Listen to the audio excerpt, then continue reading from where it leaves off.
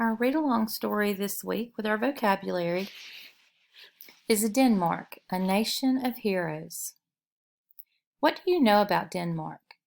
The smallest Scandinavian country, it measures about half the size of Maine.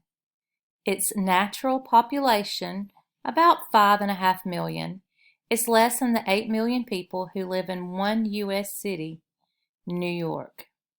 But the most remarkable fact about Denmark just might be this. It played a key role during a dark time in recent history. During World War II, Nazi Germany occupied many European countries. Denmark's small size and shared border with Germany made it easy for the Nazis to invade.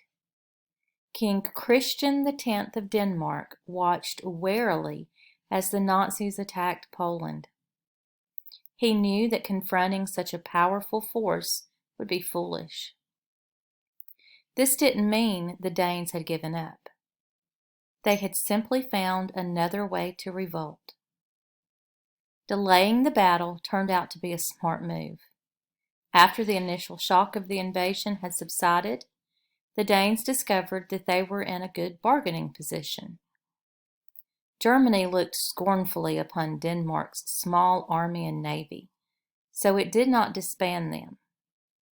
Germany also allowed Denmark to keep its government and king. The Nazis figured that if they remained friendly toward their captives, they could rely on Denmark to supply the German army with food.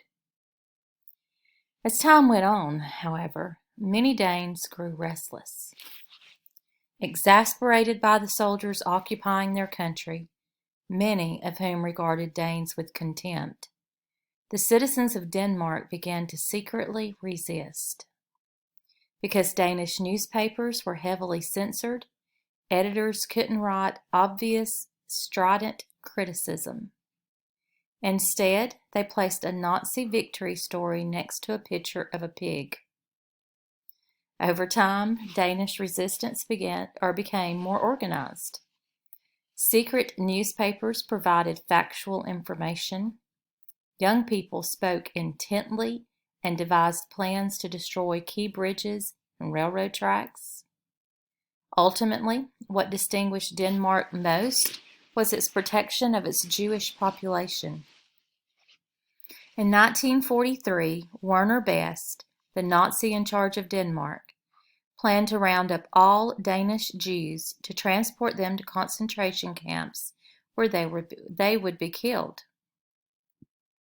Fortunately, one of Best's top men, George Duckwitz, was close to a few Danish officials. When Duckwitz leaked the news to his friends, the message was spread within hours. In Copenhagen, rabbis announced the plan and implored their congregations to escape. Over the next few weeks, the resistance arranged for Danish Jews to hide with their non-Jewish friends, neighbors, and even strangers. Meanwhile, transport was arranged. Some Danes bought boats. Others enlisted fishermen to provide safe passage. When Nazi soldiers finally arrived, most of Denmark's 8,000 Jews had fled to the coast, where boats bound for Sweden awaited them. Now, what do you know about Denmark? Or what you know about Denmark can include this fact.